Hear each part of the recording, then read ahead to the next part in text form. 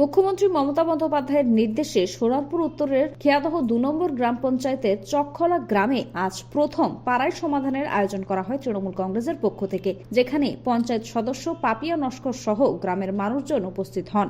এদিন সেই জায়গায় পৌঁছে গিয়েছিল আমাদের নিউজ অল ইন্ডিয়ার ক্যামেরা। এইখানে দেখা গেল মাইক বাজিয়ে এলাকার মানুষকে ডেকে পাঠায় পাপিয়া নস্কর।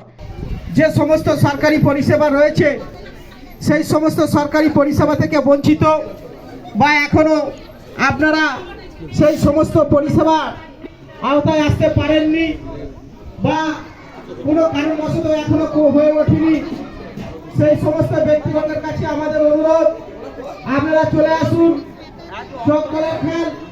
আমাদের ক্যামেরার মুখোমুখি হয়েছিলেন পঞ্চায়েত সদস্য পাপিয়া নস্কর। সোনারপুর উত্তর বিধানসভার অন্তর্গত ২ নম্বর গ্রাম পঞ্চায়েতের চকখলা গ্রামে আমরা এই মুহূর্তে উপস্থিত আছি।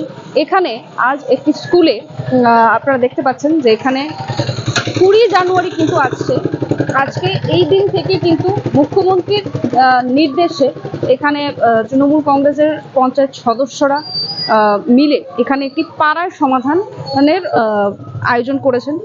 এখানে আপনাদেরকে আমি দেখাবো। এখানে কিন্তু আপনাদেরকে আমি দেখানোর চেষ্টা করবো। এখানে কিন্তু যে পাড়ায় সমাধান যে অনুষ্ঠানটি সেটি কিন্তু ইতিমধ্যেই শুরু হয়ে গেছে। এখানে এলাকার মানুষজনকে মাইকিং করে পাপিয়া নস্কর যে পঞ্চায়েত সদস্য তিনি কিন্তু সবাইকে এখানে মাইকিং করে বড় বক্স লাগিয়ে এখানে কিন্তু সবাইকে আসার জন্য ডেকে পাঠানো হয়েছে এবং এখানে ইতিমধ্যে সবাই কিন্তু উপস্থিত হয়ে গেছে। এখানে সেই কাজকর্ম যে পাড়ায় সমাধানের যে কাজ, যার জন্য যে অনুষ্ঠান আয়োজন করা, সেখানে কিন্তু এই শুরু হয়ে গিয়েছে। এখানে উপস্থিত রয়েছে পঞ্চায়েত সদস্য পাপিয়া নস্করও এখানে উপস্থিত রয়েছেন।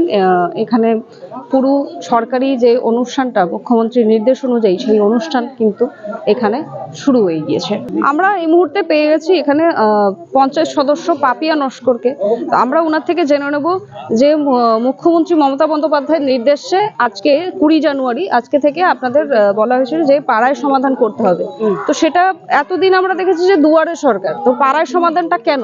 পাড়ায় সমাধান এই কারণে যে আমরা যতবারই ক্যাম্প করা হয়েছে কিছু হয়তো কি ফাঁক থেকে গেছে, পাড়ায় হয়তো সব মানুষের সমস্যা হয়তো এখনো কিছু বাকি রয়েছে।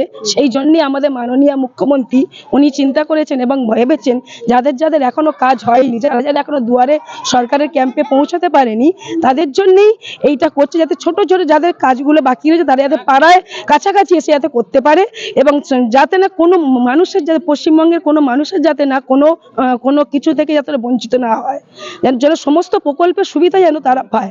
এই জন্য পাড়ায় সমাধানটা করছেন। আর এইটা আমাদের প্রথম ক্যাম্প খেয়াদহ 2 পঞ্চায়েতের 1 নম্বর সংসদ চকখলার খালে প্রাইমারি স্কুলে এটা আমাদের প্রথম ক্যাম্প হচ্ছে।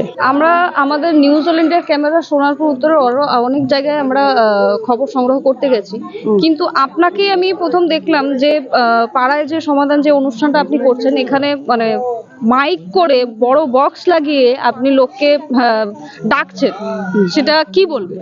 হ্যাঁ, সেটা একটাই কারণ আমাদের কি শর্ট টাইম দিয়েছে, মানে কালকে আমাকে সন্ধ্যেবেলা পঞ্চায়েত থেকে জানিয়েছেন যে এই পাড়ায় সমাধান ক্যাম্প হবে আপনার এখানে। সেই জন্য প্রত্যেক বাড়ি তো গিয়ে যাওয়া সম্ভব হয় না, তাই জন্য আমরা